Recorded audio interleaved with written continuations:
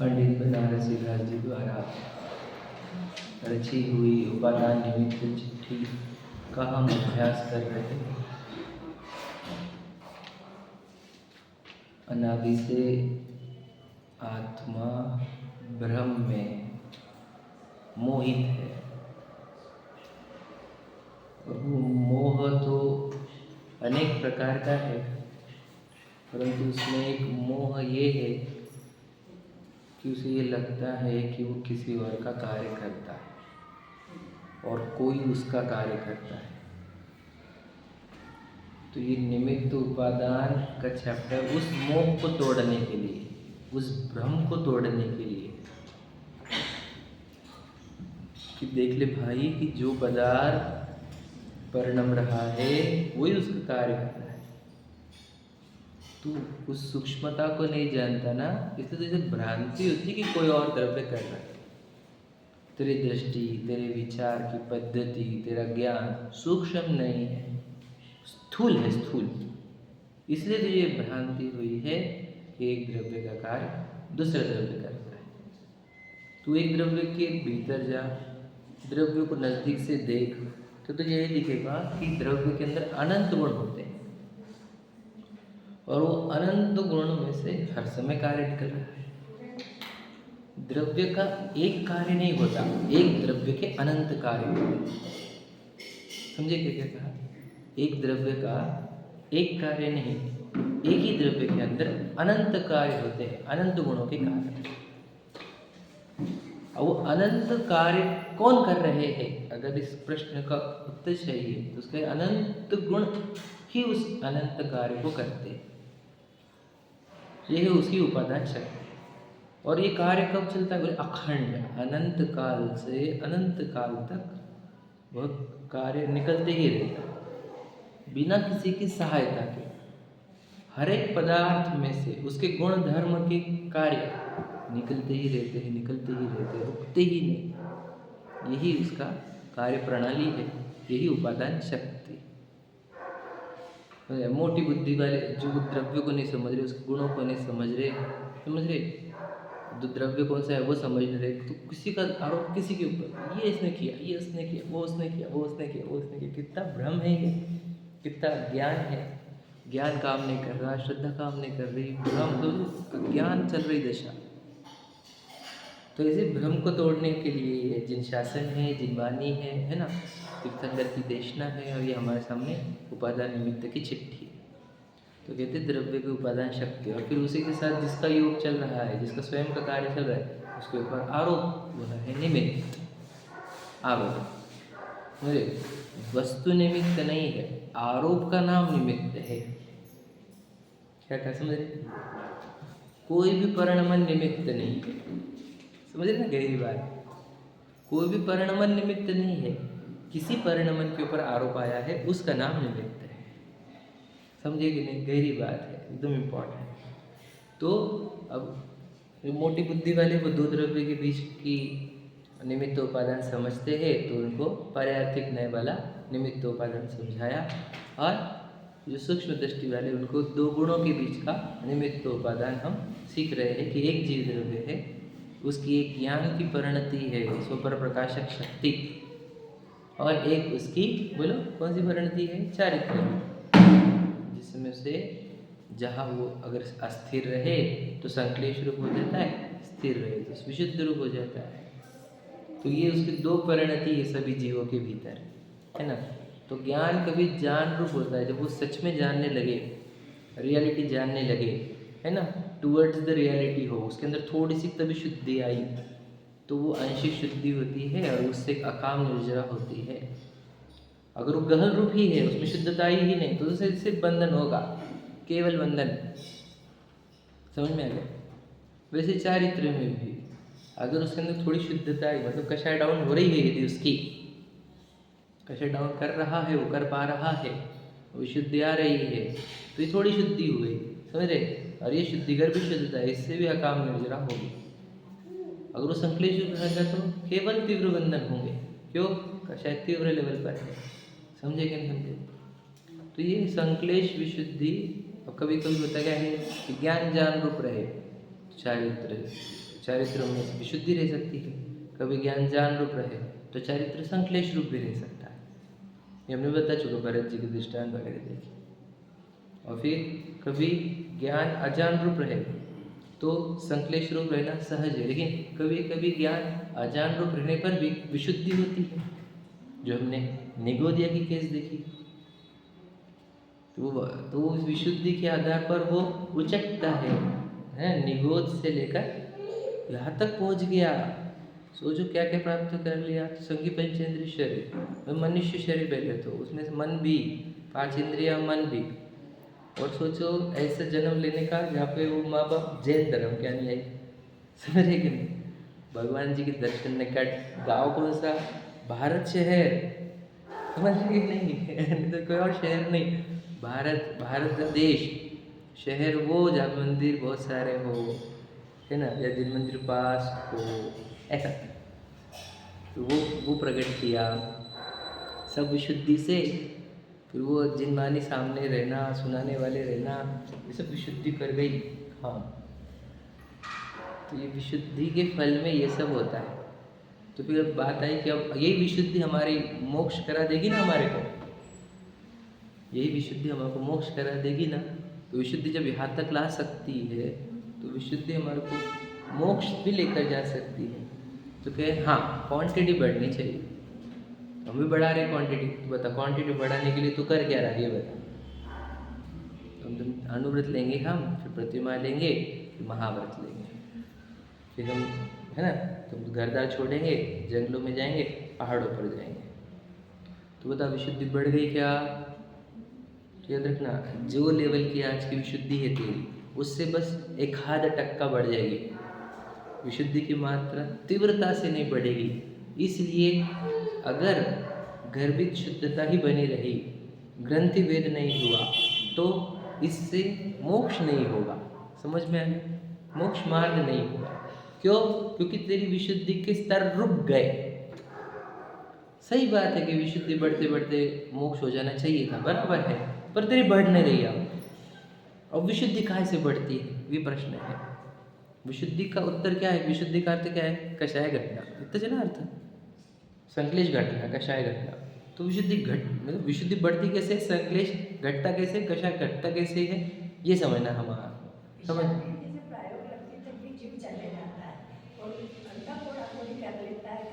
हाँ, फिर वापस वो तो कैसा का वैसे ही हो जाता है। जो कर लेता है वो करंट लगते में चले जाता है, वो पूछा था। नहीं तो फिर वापस तो ऐसा ही विशुद्धि बढ़ी कहाँ तक कि जिसने संकर थोड़ा थोड़ी से अंतर थोड़ा थोड़ी कर्मों को कर दिया तो विशुद्धि के बल पर ही किया, बिल्कुल। परंतु फिर भी मोक्ष मार्ग नहीं हुआ। हाँ, देखो विशुद्धि के बाद आया प्रायोग्य। और फिर सोचो वो कर्मों को इतना बारीक भी कर गया, समझ रहे कि नहीं? देखो उसमें विशुद्धि के बिना प्रायोग्य नहीं है, ये भी बात समझो आप। प्रयोग करने के लिए आप विशुद्ध चाहिए और याद रखना, विशुद्धि के बिना देशना भी नहीं है, देशना बीच में है ना, समझ रहे कि नहीं? तो विशुद्धि के बाद अगर कोई चीज चाहिए विशुद्धि बढ़ाने के लिए तो वो है देशना। समझ में आया? ये भी लॉजिक बता रहे हम, और वो पूरी बताना है हमारे को। तो विशुद्धि की बात आती है देशना, देशना के बाद होता है प्रयोग, प्रयोग के बाद होता है कर्म, समझ रहे? और फिर तो हो ही गया हमारा समझ में। तो कहना ये है कि विशुद्धि किस स्तर रुक जा रही है, किसकी, मैं बताओ किसकी? तो ये जो जीव अनुव्रत ले लेते, महाव्रत ले लेते, उनकी भी। और विशुद्धि इतनी चरम सीमा पर है, मतलब उनके एंगल से, कि 9वें ग्रह वेद तक जा रहे हैं, बराबर है। कोई चमड़ा खींच ले, नमक रगड़ दे तो आंखें लाल ना हो, ये लेवल की विशुद्धि प्रकट कर ली। अब समझना, समझ ले।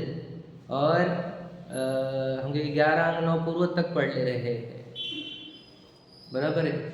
इतने लेवल की विशुद्धि होने पर भी, समझ रहे कि नहीं? अभी बहुत बड़ी विशुद्धि दिखती है हमारे को बाहर से, इतनी विशुद्धि भी चतुर्थ गुण स्थान वर्ती के विशुद्धि को मैच नहीं करेगी। चतुर्थ गुण स्थान वर्ती की विशुद्धि इससे भी कई गुना ज़्यादा, असंख्यात गुना ज़्यादा। ये अग्रणी हो रहा हमारे को। कल मेरी हुई थी इसलिए बात समझाई, वापस रिपीट कर रहा हूँ। कि चतुर्थ गुणस्थान वर्ती की विशुद्धि इनसे ज़्यादा कैसे? अभी तो उसके न अनुव्रत है, न प्रतिमा है, न महाव्रत है। चरित्र मोहवश लेश न संजम, इतना भी संयम नहीं उसको, इतना का भी उसको छोड़ने को बोलो तो मैं तो छूटता नहीं, कैसे नहीं छूटता भैया, समझे कि नहीं? फिर उसको विशुद्धि ज़्यादा, उसको कषाय कम, समझ रहे कि नहीं? उसको निर्जरा ज़्यादा, ये कैसे संभव है ये? तो इसका उत्तर है, हम बताते हैं, थोड़ा सा समझाएंगे कि उसका ग्रंथि भेद हुए, गांठ खुल गई। तो कौन सी गांठ? बताओ, ये बॉडी में हूँ, ये वाली गांठ खुल गई। तो इससे क्या होता है बताओ? पूरी कषाय का आधार तो यही था नहीं समझे? बताओ, क्रोध में क्या कि मैं विशाल हूँ, मेरे साथ किसी ने बुरा किया। मान में क्या, विशाल को बड़ा दिखना, सबको छोटा दिखाना है, समझे? मायाचारी में क्या, विशाल का भला करने के लिए छुपाओ, विशाल की एक्चुअली रियलिटी बताओ मत, समझे? और लोग भी विशाल को प्रॉपर्टी, पैसे, घर, सबका जड़ तो विशाल ही था, यानी ये पर्याय जो आपके सामने है। तो कषाय का संकलेश का कारण तो यहाँ से शुरुआत होती है, समझ रहे कि नहीं? तो ये जो जड़ है, जड़ उसी के परवार कर दिया उसने कि जो कषाय विशाल के चक्कर में रहती है, विशाल मैं जीव, ये विशाल वाला पुद्गल की पर्याय। ये भेद हो जाने पर अब मुझे बताओ उसके जीवन में कितनी कषाय घटती है? अगर आपको मेजरमेंट बताओ तो आपको लग रहा होगा इतनी सी घटी अनंत अनुबंधी की। अब दादा का मैंने प्रवचन सुना तो उसमें लाइन है कि अनंत थी 100-150 पर आ गए, ऐसे 100-150 नहीं बोल रहा, बहुत कम, और दिखती कुछ भी नहीं, क्योंकि सबसे स्ट्रांगेस्ट, सबसे डेंजरस कषाय का अनंत अनुबंधी है, और वो घट गई उसकी। तो कषाय घटेगा नहीं, तो कषाय घटना जी बोल तो क्या, संकलेश घटना, संकलेश घटना जी बोल तो विशुद्धि, तो ये विशुद्धि है। जो इसकी तो घट गई, उसको नहीं हुई, किसको द्रव्य लेगी? आप समझेगा नहीं, लॉजिक भी दे रहा हूँ मैं आपको। अब इसका इसी के आधार पर मुझे बताओ, द्रव्य लिंग को निशंकित कह सकते हो आप? भय है नहीं उसके अंदर, है अभिप्राय में भय, क्योंकि देह है तो भय रहेगा ही। निकांक्षित बोल सकते हो उस द्रव्य लिंगी को, विचार करो, और उसको बोल सकते हो आप चतुर्थ वाले को, ये समझ रहे क्या नहीं? निर्विच चिकित्सक कहा उसको, अमूढ़ कहा, समझ, उपगुहन वाला, स्थितिकरण वाला, वात्सल्य वाला, प्रभावना वाला, समझ रहे क्या नहीं? विचार करो क्या कहना है हमारा। तो विशुद्धि के स्तर हो गए। पहले तो आपको ग्रंथि भेजे, देह पराई दिखती है तुम्हारे को, तो देह पराई दिखे तब तुम्हारी बहुत कषाय घटेगी, समझ में? क्या? क्योंकि कषाय की जड़ ही शरीर ही है। मुझे तो शरीर को बाजू में रखो, समझ में गया? अब बताओ कौन सी कषाय हुई तुम्हारी? अपने आप को ट्रांसपेरेंट देखो, ठीक है? अब बताओ आपको कौन सी कषाय हो रही है, कौन बुरा दिख रहा है, क्या चाहिए? समझ में? एग्जाम्पल भैया, विकास समझो, ये बॉडी है, हाँ अभी विशाल है, अब विकास की बॉडी है, तो विकास की बॉडी में से आप बाल अलग हो गए, ठीक है? ये विकास की बॉडी आ रहेगी और आप यहाँ पर आ गए, ठीक है? तो अब इस विकास को क्या क्या चाहिए, ये प्रश्न तो है। ये इसको विकास की बॉडी आ गई, इस आत्मा को क्या चाहिए ये बताओ? क्या चाहिए? अब कितने लोग कषाय से तुम्हारे को पीड़ा हो रही है, कितनी संकलेश है, खत्म हो गए संकलेश तुम्हारे पूरे। संकलेश ये इसी के आधार पर थे, यही तो जड़ है, समझ रहे कि नहीं समझे? तो उसी उसको देख लेके, ये तो मिट्टी है, ये तो पुद्गल के परमाणु है, क्या आकार है ये, तो उसी को जो जड़ थी उसी को अटैक किया, जड़ पे वार, समझ रहे हैं? तो इसीलिए फिर उसके कषाय के स्तर इतने घटते हैं जो दिखते नहीं बाहर से, लेकिन कषाय इतनी घट गई, संकलेश इतना घट गया, विशुद्धि इतनी लेवल की हो गई कि वो द्रव्य लिंग से असंख्यात गुना ज्यादा विशुद्धि। अब ये विशुद्धि, अब बताओ, अभी ये विशुद्धि अब मोक्ष मार्ग लेके जाने वाली है। अब कौन सी विशुद्धि आई? अब प्रकट विशुद्धि आ गई है। अब गर्भित शुद्धि नहीं, विशुद्धि नहीं, अब प्रकट विशुद्धि आ गई, समझ में? प्रकट हो गई तो भी तो भय चिंता चली गई, तभी तो लोभ चला गया। निकांक्षित अंग कैसे प्रकट हुआ उसका बता, तुम बोल रहे ना सम्यक दृष्टि निकांक्षित कैसे हुआ? ये जो बताया ना, विकास और आत्मा, बस ये जैसे हमने विशाल आत्मा कर लिया, आप अपना शरीर लगाओ, वो और आत्मा कर, अब देखो तुरंत आप इधर आ गए तो आप निकांक्षित हो जाते 1 सेकंड में। इसको क्या चाहिए? एक लाइन बोलता हूँ, बहुत मैं 2-4 दिन से दोहरा रहा हूँ, बहुत अच्छी है, सुनी भी होंगे अपने, उसको फील करना। मैं द्रव्य से तो पूरा हूँ, क्षेत्र से भी पूरा हूँ, काल से भी पूरा हूँ, और भाव से भी पूरा हूँ। अब बता कमी क्या है? अब मुझे बता क्या चाहिए? मुझे चाहिए क्या ये बता? वो तो विशाल वाली रिक्वायरमेंट है, वो छूटने की है विशाल के साथ, समझे कि नहीं। मैं द्रव्य से भी पूरा हूँ, है कि नहीं, कंप्लीट एक द्रव्य, क्षेत्र से पूरा, संख्यात प्रदेश पूरे पूरे मेरे पास, काल से अनादि अनंत पूरा वाला काल है मेरे पास, और भाव अनंत गुण है मेरे पास, और मुझे तो कहाँ से अधूरा हूँ मैं, है ना। भक्ति भी है, तू द्रव्य से पूरा, क्षेत्र से पूरा, काल से भी पूरा, भाव से भी पूरा, पूरा ही तो हूँ। अब मुझे बता लोभ कहाँ है, लोभ नहीं तो संक्लेश नहीं, संक्लेश नहीं तो बता विशुद्धि ही विशुद्धि, ये सम्यक दृष्टि को होती है, ये प्रकट शुद्धि आ गई है, समझे कि नहीं। प्रकट वाली विशुद्धि, गर्भित वाली नहीं अभी, समझ में आया भैया। प्रकट विशुद्धि और गर्भित विशुद्धि का अंतर बता रहा हूँ। गर्भित वाला वो द्रव्य लिंगी बन जाए, उसकी विशुद्धि वो मैच ही नहीं करेंगी सम्यक दृष्टि से। सम्यक दृष्टि कुछ न त्याग करते हुए बाहर, अंदर इतना विशुद्ध है, समझ में है कि नहीं। तो वो तो क्या लिखा है, चरित्र मोह विश्लेषण संयम, आगे बोलो, पे सुरनाथ जजे, किसी लाइन लिख दी तुमने, सूर्यनाथ का तो बोलो इंद्र, क्यों, अब इसका अंत आ गया है किनारा, आगे खत्म करने आ रहा है, विशुद्धि किस तरह इसके बढ़ गए, समझ में है कि नहीं। तो सूर्यनाथ जजे ये लिखा है, देव रक्षा करते हैं सम्यक दृष्टि की, क्यों, और वही उसने विशुद्धि की लेवल है उसके अंदर गजब की, समझे कि नहीं समझे।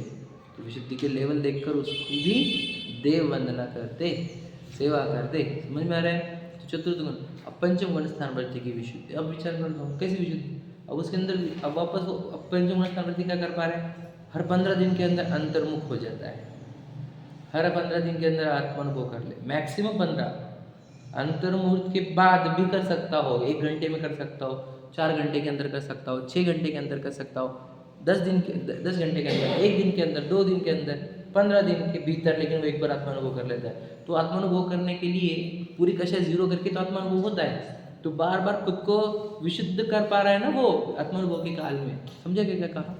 तो उसकी विशुद्धि का स्तर और बढ़ रहा है, क्योंकि उसको बार बार जीरो कषाय में जाते आ रहा है, आत्मानुभव में जाते आ रहा है, तो उसके कषाय और घट रहे, तभी तो छोड़ दे रहा हो, चलो ये छूट गया वो छूट गया, पर स्त्री स्वस्थ का भी त्याग है, जैसे अणुव्रत में स्पर्श का त्याग होगा, प्रतिमा में स्वस्थ का भी त्याग कर दे रहे हैं, समझे कि नहीं। सब छोड़ क्यों पा रहा है, उसके अंदर विशुद्धि बढ़ रही, कषाय घट रही, समझे कि नहीं, तो छोड़ना भी सहज हो गया उसको। अब और फिर उसके जब अंतर्मूर्त में होने लग जाए, एक अंतर्मूर्त के तुरंत अंतर्मूर्त, तो दिल भाई कपड़े तुम्हें, वस्त्र, ये सब सही गहने गहने तुम्हारे, चलो हम चले।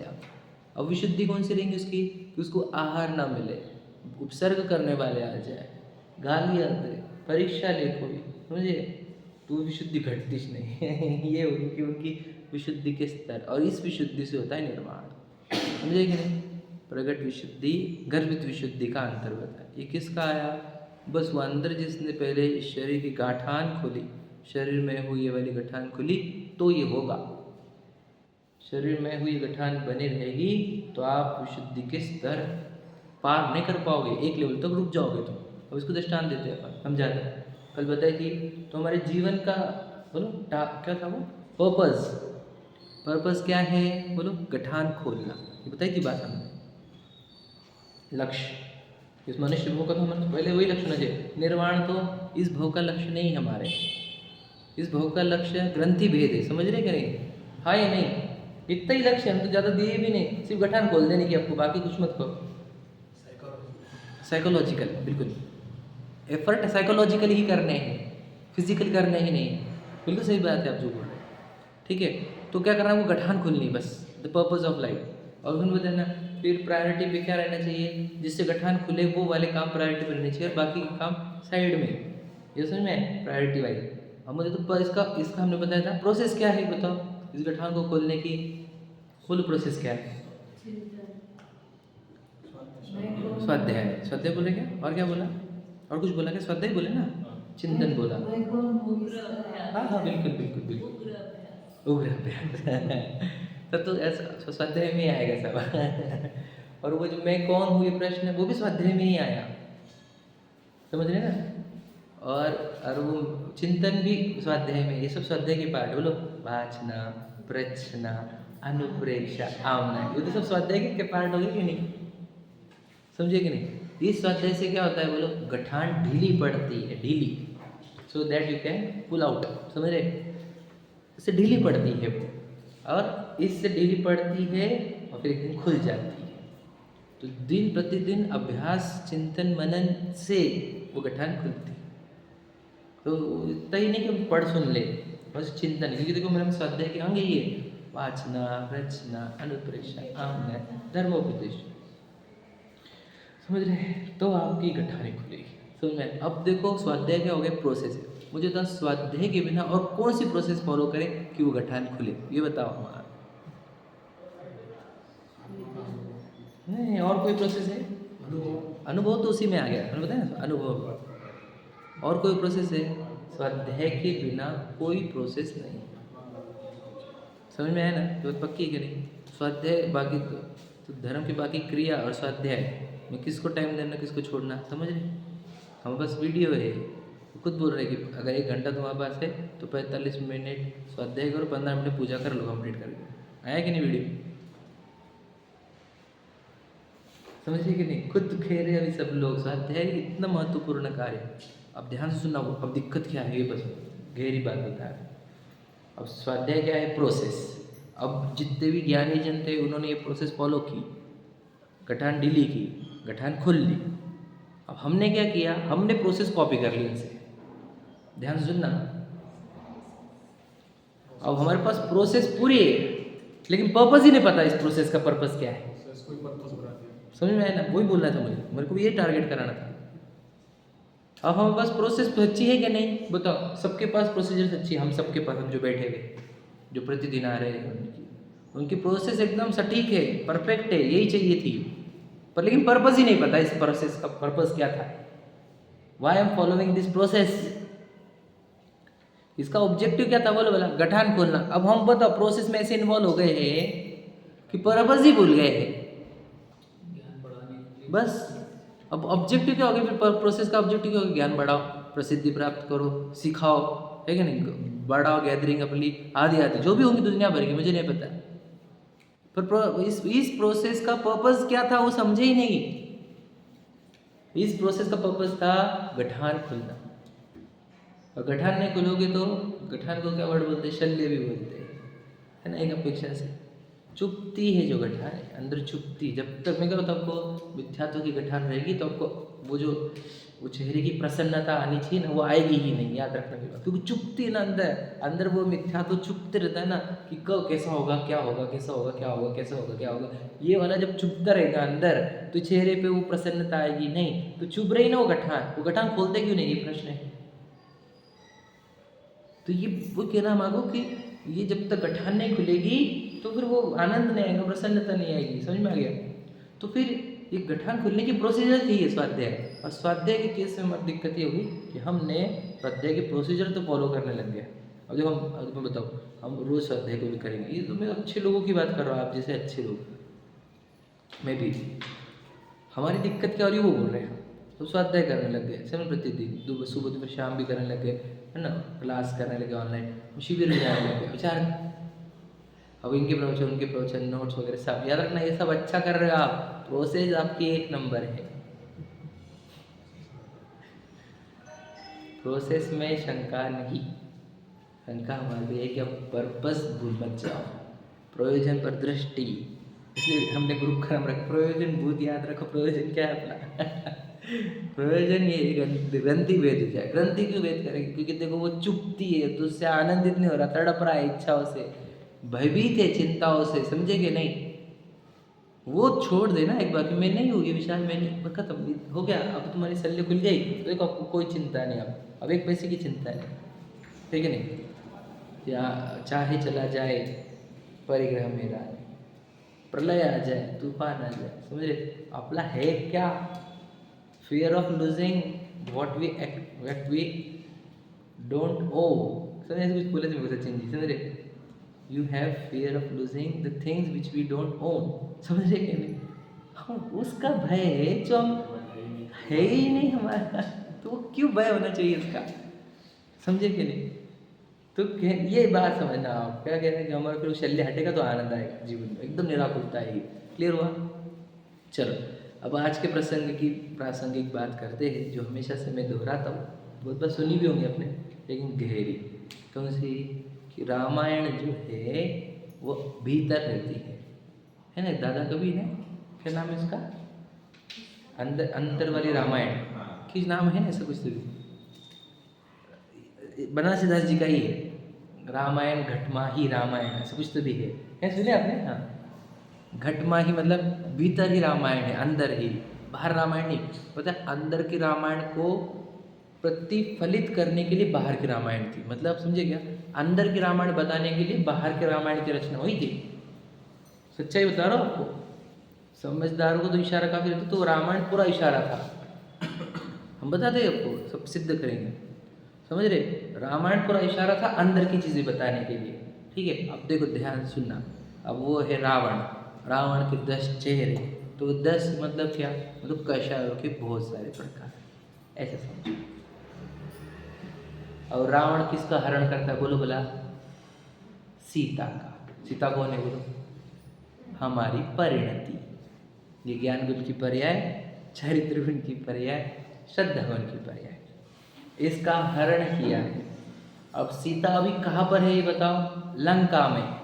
लंका में नहीं, देखो देखो बताए, घर परिवार व्यापार पैसे प्रॉपर्टी ये सब तो लंका है,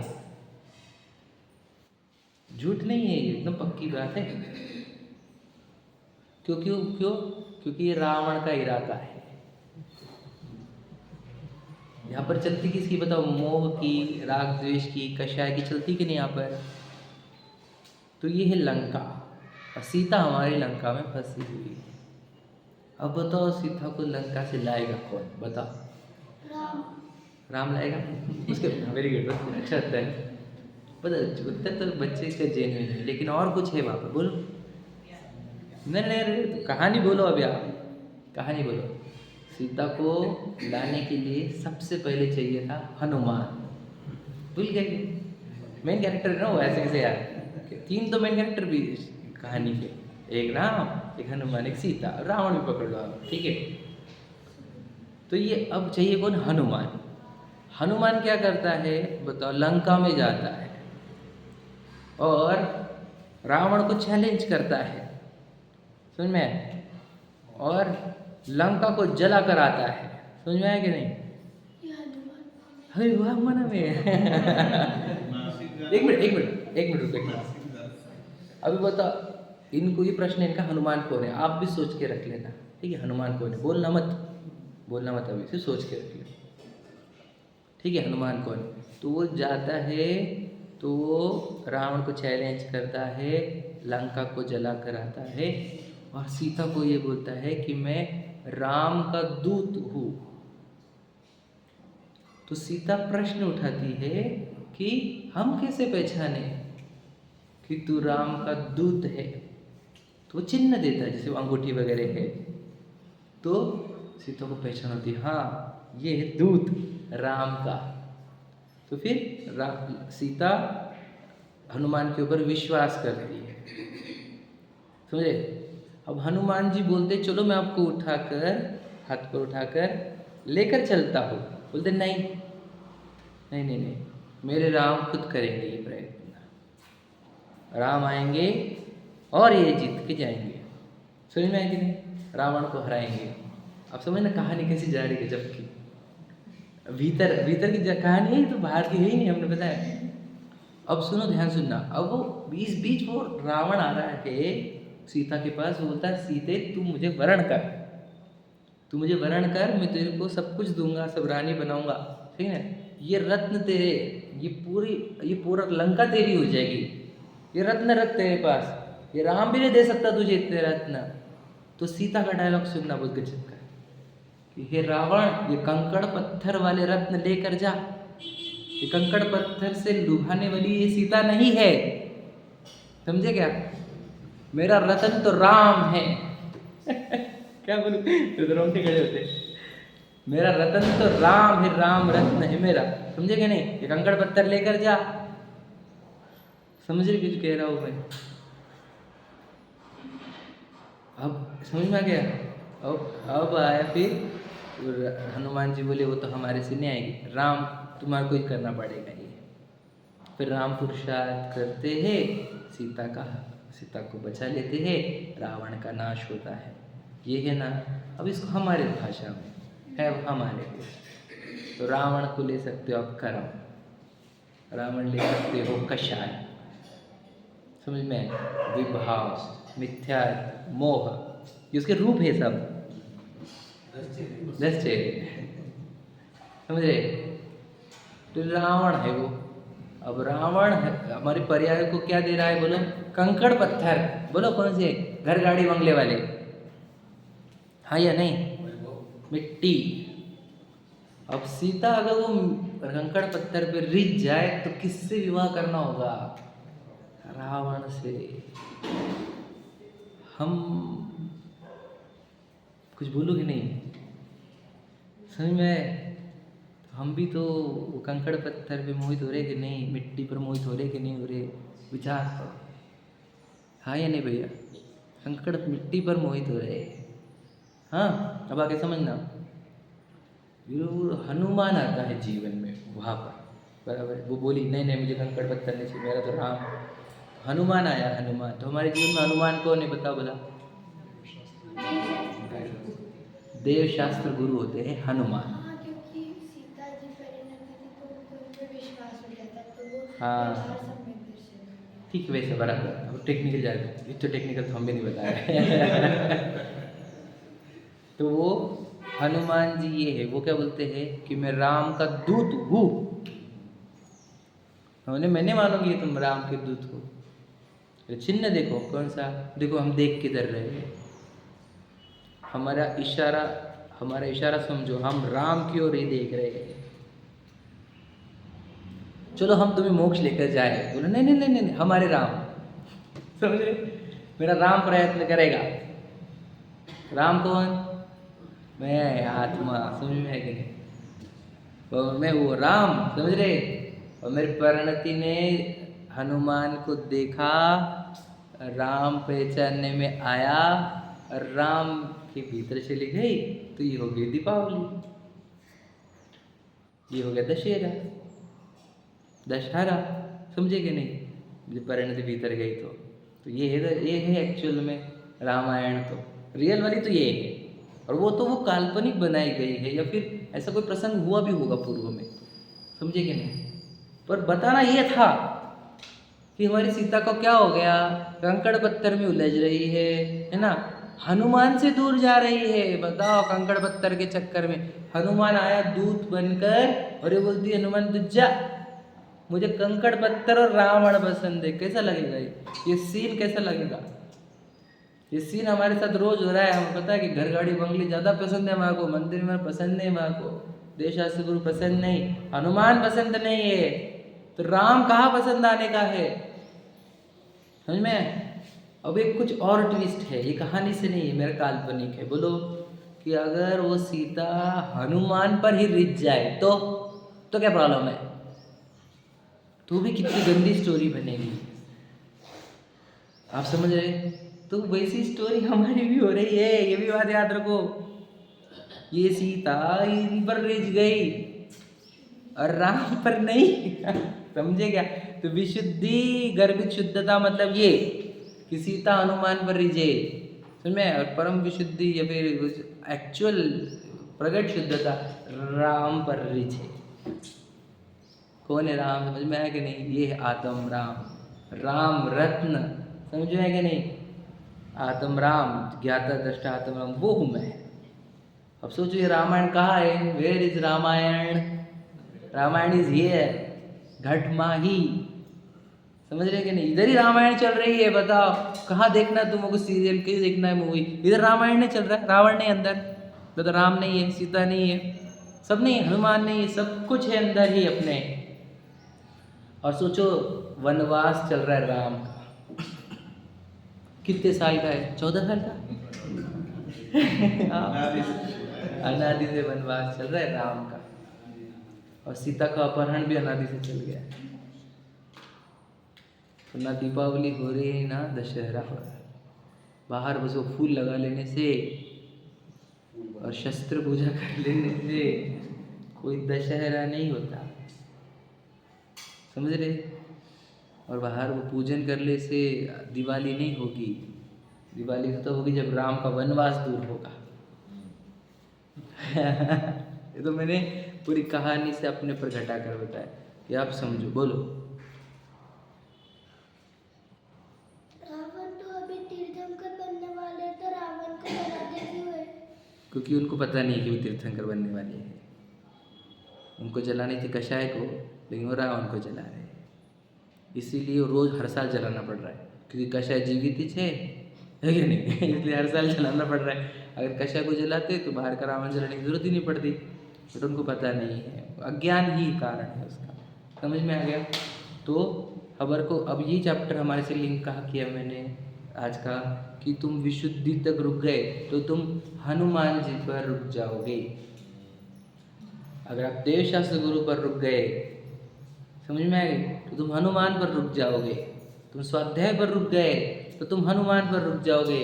तुम प्रोसेस पर रुक रहे हो, है ना, पर्पस भूल रहे हो, ये बात बोलिए। तो स्वाध्याय भी तो हनुमान जी था, स्वाध्याय थोड़ी राम था।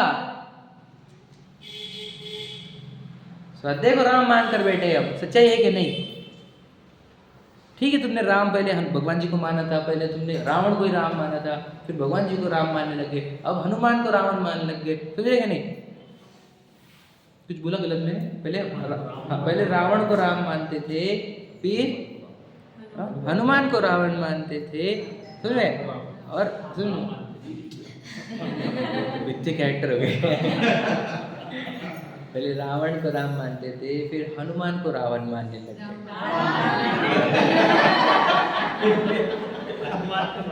चलो जो भी है, आप देखो, आप मुझसे बेहतर जानते हो, आप मुझसे बेहतर जानते हो, और आपको भी पता चल रहा है एक्चुअल प्रॉब्लम क्या है। पहले रावण को राम मान रहे थे, फिर हनुमान को राम मानते थे, है कि नहीं? और राम को तो इग्नोर। सोचो, इस रामायण में राम ही नहीं है, तो ये कौन सा है? ये रावणायन है, नहीं है? अंदर तो रावणायन चल रही है, क्योंकि राम ही नहीं है या नहीं? तो इसलिए जिसकी सम्यक दृष्टि होता है उसके जीवन में रामायण प्रारंभ होती है। उसके जीवन में राम आया तो रामायण आई। समझ रहे कि नहीं? हमारे जीवन में तो रावण ही रावण, कितना काल बीत गया। इस मनुष्य भाव में जिन धर्म को प्राप्त कर कर, जिन वाणी प्राप्त कर कर भी अगर राम आने रहा बाहर और रामायण शुरू नहीं हुई, तो मुझे बताओ ये रावणायण ही चलेगी क्या अनंत काल तक? ये सीता ऐसी ही रहेगी क्या लंका में? अब हनुमान जी ने लंका जलाई, मतलब क्या? देखो, तीर्थंकर ने पूरा घरदार गाड़ी बंगले छोड़े, वो भी हमारे को बोल रहे घरदार गाड़ी बंगले छोड़ो, तो उसको बोलते लंका को आग लगाना। समझ में कि आग लगाओ संसार को सही है कि नहीं? अब भीतर चलो राम की ओर, तो मुनिराज हमारे क्या कर रहे हैं? लंका को आग लगा के आए कि नहीं? समझ रहे कि नहीं? ये लंका को आग बता, हम प्रेम किससे? बता, लंका से, कंकड़ से, रावण से। ये तो उदाहरण है हम स्वाध्याय को, पूजन को, मंदिर को। समझ में? तो जो बाकी दुनिया की रामायण क्या चल रही है, समझ रहे? कि रावणायन है पूरी तरफ, और हमको हमारे राम के लिए अब हमारे अंदर राम को प्रकट करना है, देखना है। समझ में? हनुमान जी मिल गए, है ना? पर उनसे राम की ओर जाओ, और हनुमान के भरोसे मत बैठो कि हनुमान लेकर जाएगा मुझे, नहीं, राम को उसकी जर्नी करनी पड़ेगी। राम को उसका पुरुषार्थ, पौरुष, बल, है ना, सब दिखाना होगा, पुरुषार्थ दिखाना होगा। समझ रहे कि नहीं? तब राम की जय जयकार होगी। हनुमान के भरोसे नहीं होगी राम की जय जयकार। हनुमान ने युद्ध लड़ा, जीत गया, राम की जय जयकार होगी, क्या फायदा क्या हुआ? समझ में आ रहा है कि नहीं? ये सब देखो, अब सिर्फ कहानी बोल रहा हूँ और आपको रियलिटी समझ में आ रही है। यही तो कहानी की खासियत होती है। हम बोलते हैं कि कहानी, और आपको समझते आएगी, यही तो गजब की रहती है। इसी को बोलते हैं act of story telling, art of story telling. आप स्टोरी बोलते जाओ और अंदर गहरे गहरे सिद्धांत उतरते जाए, तो इसको बोलते हैं स्टोरी टेलिंग। बहुत गजब की कला है ये, समझे कि नहीं? और बहुत लाभ होता है इससे। इससे पहले सिर्फ यार मूवीज नहीं थी, गाँव रामायण, रामलीला इतनी प्रसिद्ध आपके काल में हुआ था क्या? कभी देखा आपने? कभी देखी आपने? राम ने देखिए ना, हाँ पहले यही था और एक स्टोरी में पूरा कंक्लूजन बता रहे थे वो। आजकल तो क्या चल रहा है उस वेब सीरीज देखो आप, तुम क्या क्या चल रहे हो, बाप क्या दिखा रहे हो, रावण ही रावण है सब तरफ, पूरी पूरी टेलीविजन मोबाइल रील्स पूरे रावण रावण रावण है सब। हम कह रहे वो तुम्हारा अगर वो धार्मिक माहौल वाला घर होगा ना वो भी लंका है, कि घर ही लंका है, तुम क्या बोल रहे हो सब। फिर राम थोड़ी, देखो मैं बताता आपको, लंका में रावण याद आता, राम याद आता क्या, लंका में राम याद आता क्या, दिखता ही नहीं, वही बोल रहे हम, लंका में राम दिखेगा नहीं। तो जहाँ राम नहीं दिखता वो लंका है, समझ में आ गया। थिएटर तो फिर मॉल लंका मतलब घर आदि में रावण को संकलेश बोल सकते हैं। हाँ बिल्कुल, वहाँ पर रावण क्यों बोला गया, क्योंकि संकलेश है, मतलब रावण है वहाँ पर राम दिख रहा गया नहीं, इसलिए वो लंका है। वहाँ पर रावण रहता है क्योंकि संकलेश है। तो राम कहाँ है, मंदिर में है कि नहीं, यहाँ पर भी नहीं दिखता, यहाँ पर भी हनुमान जी दिखते, राम कहाँ दिखता, हनुमान जी को भी इग्नोर करो तो वहाँ राम है।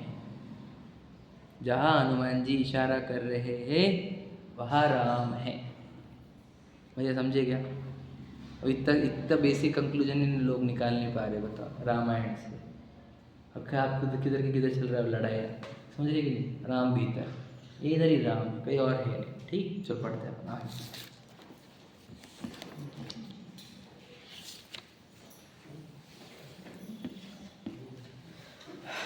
तो हमने 358 का दूसरा पैराग्राफ कंप्लीट कर लिया था क्या, हाँ, अंकुर की बात अपनी हो चुकी थी, ठीक है। अब यहाँ कोई प्रश्न करता है, ये पढ़ रहे हैं अपन 2 पैराग्राफ के नीचे, यहाँ कोई प्रश्न करता है कि तुमने कहा कि ज्ञान का जानपना और चरित्र की विशुद्धता दोनों से निर्जरा है। वहाँ ज्ञान का जानपना से निर्जरा यह हमने माना, चारित्र की विशुद्धता से निर्जरा कैसे, यह हम नहीं समझे। समझा क्या, कि आपने जो कहा कि ज्ञान में जो विशुद्धता आई उसका जानपना हुआ, ज्ञान में शुद्धता आई और उससे जानपना हुआ तो उससे निर्जरा होती है, ये हम तो समझ रहे हैं, करेक्ट। ज्ञान जब सम्यक हो रहा है या फिर समझ सही हो रही है तो उससे निर्जरा हो रही है, तो समझ में आया। लेकिन चारित्र जो है वो संकलेश से विशुद्ध में आया, उससे निर्जरा कैसे होगी, वो तो बंधन होता है ना उससे, तो ये प्रश्न है उसका। उससे तो शुभ बंध होता है, पुण्य बंध होता है, उससे निर्जरा कैसे कह रहे हो। समझे क्या प्रश्न क्या है, प्रश्न तो उसका ये है मेन, उसे लिखा नहीं, आगे है वो लिखे वाला, लेकिन प्रश्न क्या है देखो फिर से पढ़ते हैं। वहाँ ज्ञान का जानपना से निर्जरा यह हमने माना, अग्रीड, चारित्र की विशुद्धता से निर्जरा कैसे है यह हम नहीं समझे। ये प्रश्न गर्भी शुद्धता के लिए उसने किया था, कि गर्भी शुद्धता में निर्जरा कैसे हो जाएगी, तो उसका भी बताइए। बराबर, फिर उसको गर्भ मतलब चारित्र विशुद्ध हुआ, देशस्थ गुरु के निकट आया, विचार करो है ना, घरदार आदि संकलेश छोड़े, देशस्थ गुरु के निकट आया, अनुव्रत प्रतिमा महाव्रत भी दिए, समझे, भले ग्रंथि भेद नहीं हुआ तो विशुद्धता है, तो विशुद्धता हुई, उससे निर्जरा कैसे बोले आप, उससे तो बंधन होना चाहिए। अब विचार करो, हम क्या कह रहे हैं, हम कोई द्रव्यलिंगी मुनि है तो उसको निर्जरा हो रही कि नहीं हो रही, ज्ञान जानपने रूप है कि नहीं है, चारित्र विशुद्ध रूप है कि नहीं है, तो उसको निर्जरा हो रही कि नहीं हो रही। हम क्या बोलते हैं उसको, इसके निर्जरा होगी, तो समय दृष्टि भी नहीं है, समझेगा नहीं, उसको निर्जरा कैसे, दोनों चीज बताएंगे ना, कि उससे बंद भी हो रहा है, बराबर। तो वो पर वो एक तो अकाम निर्जरा, पहले इतनी सी है, बंद बहुत सारा है, लेकिन निर्जरा है या नहीं है ये प्रश्न है, वहां पर निर्जरा है या नहीं है, क्या है उत्तर इसका, है या नहीं है, ये बात बतानी है। बिल्कुल नहीं है मानोगे तो गड़बड़ हो जाएंगे, फिर हम प्रश्न ही पूछते, अगर तुम बोले सम्यक दृष्टि को निर्जरा नहीं है विशुद्धि के आधार पर, तो हम बोलते हो निगोद से यहाँ पर आने का तुम कारण बताओ हमारे, फिर दूसरा कारण बता के बताना। हम तो असंगी थे पहले, तो अभी तो हम असंगी हुए हैं इस भाव में, है ना। तो हम जब विचार नहीं कर पा रहे थे तब हमने मनुष्य बोला है कैसे, ही बताओ। जैन धर्म कैसे ला लिया हमने, जिनवानी कैसे ला ली, उसका आधार क्या था, उसका आधार विशुद्धि ही थी। समझे कि नहीं समझे? तो विशुद्धता से फिर वो बोले अब तो बंधन हुआ ना, निर्जर थोड़ी हुई। तो कह रहे याद रखना यहाँ पे अब ज्ञानावरणी है तो बहुत सारा ज्ञानावरणी घटा तो भी तो संगी पंचेंद्रिय हुए है या नहीं? संगी पंचेंद्रिय मतलब बहुत सारा ज्ञानावरणी घटना, उसी का नाम तो संगी पंचेंद्रिय है या नहीं? तो फिर हुआ ना कुछ तो कर्मों में, आप समझेंगे नहीं? वो काय के आधार पर हुआ? विशुद्धि के आधार पर हुआ है कि नहीं? तो पहले गुणस्थान में निर्जरा है, विशुद्धि के आधार पर वो यहाँ पे सिद्ध करना है हमको, और इसी के लिए ये है ये चिट्ठी। देखो उसका समाधान सुन भैया, वही चल रहा था। हाँ, विशुद्धता स्थिरता रूप परिणाम से कहते हैं। विशुद्धता का अर्थ क्या? स्थिरता। स्थिरता कोई विशुद्ध, मैं स्टार्ट में भी बोला था लाइन, वह स्थिरता यथाख्यात का अंश है। यथाख्यात में क्या हो जाता है? पूर्ण स्थिर होता है वो। तो पूर्ण स्थिरता हो गया कंप्लीट काम, और थोड़ी सी स्थिरता आना वो हो गया आंशिक काम। समझे कि नहीं? देखो हमने क्या कहा, मैं बताया भी था, देखो व्यग्र और एकाग्र, ये लाइन याद है कि व्यग्रता बताई थी। तो मिथ्या दृष्टि जितने रहते ऊपर व्यग्र रहते भयंकर, और विशुद्ध वाले थोड़ी देर रुक पाते हैं, थोड़ा सा, तो उनमें ठहराव जो है ना इतना सा, बोले यही ठहराव बाद में बढ़कर यथाख्यात रूप हो जाएगा। ठहराव आया, देखो हम बोल रहे हैं आपको, आप संकलेश वाले रहते तो अभी उठ के चले जाते, फोन बजने पर, व्हाट्सएप बजने पर, याद आने पर घर की, तो आप नहीं गए हो, आप यहाँ पे बैठे हो, तो किसका आधार है? ये विशुद्धता, मतलब क्या? स्थिरता। आपने इस विशुद्धि में स्थिरता धारण करी। आपको 1 घंटा जब यहाँ पर बैठ पा रहे हो आप, है नहीं, तो आपको एक दिन आत्मा में भी बैठते आएगा, क्योंकि आपको थोड़ा सा बैठने की यानी स्थिर रखने की प्रैक्टिस हो रही है। लॉजिक समझ रहे क्या? सोचो हम व्यग्र भाग नहीं कर रहे। आप तुम देख लो हमारे जीवन में जिस स्वाध्याय होने से कितना तो घट गया हमारा, कितनी व्यग्रता घट गई। कोई मर कर नहीं रहे हम, और हाय भी नहीं चल रहा, ये करो कि वो करो भी नहीं चल रहा, बहुत सटीक से एकदम शांत निर्मल जीवन तो हो ही गया हमारा। तो कुछ अंश में तो आया ना, कुछ वो इतना सा आया है, वो स्थिरता, वही विशुद्धि है। इतनी सी स्थिरता, व्यग्रता घटी ना, इतनी सी स्थिरता ही ना, वो विशुद्धि। वो भले इतनी बारीक कण है, लेकिन वो ही अंश है। अंश में तो वही बारीक कण, क्या का? यथाख्यात का। समझ रहे? ये इसको कह रहे, देखो इसलिए विशुद्धता में शुद्धता आई, कितनी इतनी सी तो है, आई ना, बस ये कह रहे, आई है उसमें, थोड़ी शुद्धि आई है उसमें। देखो वह प्रश्नकार बोला, टीवी देखते हैं जो लोग चैनल बदलाई करते हैं, हाँ, एक चीज में पूरी देखते ही नहीं यार, परिणाम उनके चंचल स्थिरता धरावी भी है ऐसी, जिसको थोड़ी स्थिरता होगी तो कुछ भी देखेगा, बराबर एक चीज तो देखेगा। बिल्कुल सही बात है। अब हमारी बात बताओ, इधर के चैनल लगाना, अरे वो अच्छा था, नहीं यार वो अच्छा था, दोनों भी बोर मार रहे हैं, तो तीसरा कंटिन्यू बदलता रहता, ऐड आने के बाद स्वयं परिचित अनुभूत सबका है। अरे आप चिंता मत करो, ये सब ऐसे ही बोला है। आप किसी पर्सनल का अटैक थोड़ी कर, अरे हम सबका है, तो मैं भी तो बोल रहा ना, मैं मेरा भी तो बोल ही रहा हूँ। अरे आज का नहीं है ये, तो ये सब इतिहास की बात है, हमारी भी और आपकी भी। आज तो जीवन हमारे तो यूँ इतना बढ़िया है, स्वाध्याय से जो आनंद आता है वो टेलीविजन से जुड़ जाता हमारे को। हमको भोजन से इतना आनंद नहीं आता, हमको घूमने फिरने से इतना आनंद नहीं आता, जितना हम स्वाध्याय करते तो हमारे को जो विशुद्धि क्रिएट होती है, हमको पता कितना आनंद आता है। अब हमको टेलीविजन वो आनंद देती ही नहीं, हमको तो संकलेश दिखता है वहाँ पर, तो अपने आप छूट रहे चीज़ें, तो कठिन भी नहीं छोड़ना, समझे कि नहीं? तो कहना ये है कि चंचल वृत्ति ये है उसकी संकलेशता का चिन्ह, स्थिर हो पा रहा है ना, ये उसके विशुद्धि का चिन्ह है। समझ रहे कि नहीं? इसलिए बोले स्थिरता, समझ रहे, एकाग्रता, वो जो है वो स्थिरता का विशुद्धि का चिन्ह है। समझे कि नहीं? और कोई बोलो कोई चंचल चित्त हो तो उसको ध्यान कर पाएगा, वो सामायिक कर पाएगा। इसलिए ऐसे लोग चलते ही नहीं सामायिक ध्यान के लिए। इससे पहले तुरंत स्वाध्याय से तो उसको बैठने की आदत लगा, ये बच्चे बैठने की आदत लगा, कल चल के क्या कर पाएंगे? वो कुछ कर पाएंगे? मतलब ये उम्र में, ये जितनी उम्र की देखो छोटी है, ये उम्र में ये बैठ रहे 1 घंटा, कोई एंटरटेनमेंट नहीं, जीरो, और फिर बैठ रहे, इसको बड़ी बात है, आपको पता नहीं होगा। तो विज्ञान के विरुद्ध जा रहा है, क्यों? विज्ञान बोलता है कि बच्चे चंचल चित्त, और फिर बैठ रहे, तो इस चिन्मानी का प्रताप है भाई, उनको नॉलेज मिल रहा ना, ज्ञान, तो ये सब उससे होते रहता है। समझ रहे कि नहीं? तो चंचलता हो गई संकलेशता, और स्थिरता हुई विशुद्धि। ठीक है, पढ़ते। वह प्रश्नकार बोला, तुमने विशुद्धता से निर्जरा कही, हम कहते हैं विशुद्धता से निर्जरा नहीं, शुभ बंधन है। ये प्रश्न है उसका। समझ में आया? और प्रश्नकर्ता भी उनका ही बनाया हुआ और उत्तर भी दे रहे हैं, ठीक है। कि भाई विशुद्धता से तो बंद होता है, पुण्य बंद। विशुद्धता कैसे कह, विशुद्धता से निर्जरा कैसे कह रहे हो आप? पुण्य बंद कहो। तो उत्तर देखो कितने, सुन भैया फिर से वापस से, ठीक है। यह तो तू सच्चा, क्लियर कर, ये तो सही बोल रहा है, यस यू आर राइट। विशुद्धता से शुभ बंध और संश्लेषता से अशुभ बंध, यह तो हमने भी माना, क्लियर कट। दो उत्तर दिखाए से क्या बंध होता है? विशुद्धता से शुभ बंध और संश्लेषता से पाप बंध, यह अशुभ बंध है ना।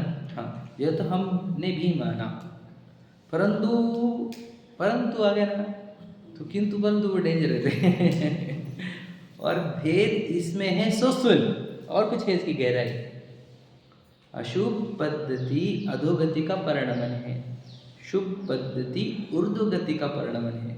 इसलिए अधोरूप संसार और ऊर्ध्वरूप मोक्ष स्थान पकड़, यानी स्वीकार कर। शुद्धता उसमें आई मान, इसमें धोखा नहीं है।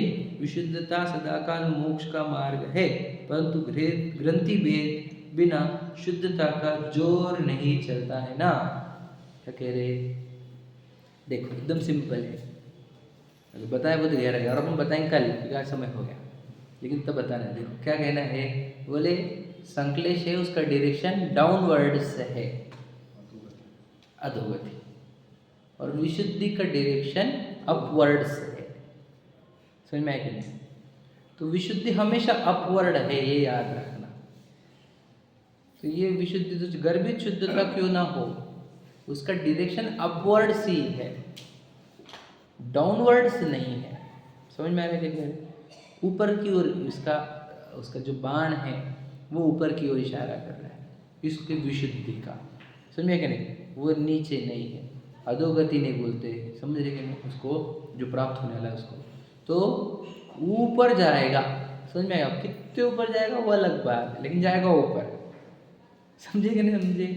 अब हेलोजन गैस है, प्लेन है तो 22,000 फीट 25,000 फीट कुछ होते होंगे, मुझे पता। उसके ऊपर और कुछ होते होंगे, कुछ जेट वगैरह उसके ऊपर, मतलब वो फाइटर जेट, समझ में? और वो रॉकेट तो उसके ऊपर जा रहा है। अब क्या लिमिट है ना, ऊपर तो सब है। तो समझ में ये लॉजिक देख रहा हो कि हाँ, विशुद्धि जो कहे यहाँ पर, जो कही गर्भित शुद्धता, वो ऊपर है, भले ही उसकी हाइट ज़्यादा नहीं जानने वाली, ये पक्की है, लेकिन वो ऊपर के साइड पर, ये बात मानना पड़ेगी तुम्हारे। वो नीचे नहीं है, वो ऊपर है। समझ में आ गया? इतना ही क्यों कह रहे हैं, इसको समझाएंगे अपन कल। क्यों? ये ऊंचे की साइड को है ना, इसको ऊंचा मानना पड़ेगा तुम्हारे। ये ऊंचा है, ये मानना ही पड़ेगा, और ये ऊंचे ऊपर लेके जाता है, ये बात भी माननी पड़ेगी। समझ में आ गया? ठीक है, भले तुम पूरे हाइट तक नहीं पहुँचोगे इससे, लेकिन इसमें ऊंचाई है, ये ऊपर की ओर जाता है, ये समझाना है। समझ में आया? तो कुछ भी गर्भित शुद्धता भी एक अपेक्षा से, बोलो बोलो, प्रगति है, एक अपेक्षा से विकास है, एक अपेक्षा से बोलो धर्म है, एक अपेक्षा से मोक्ष का मार्ग है। कौन सा? निमित्त वाला व्यवहार,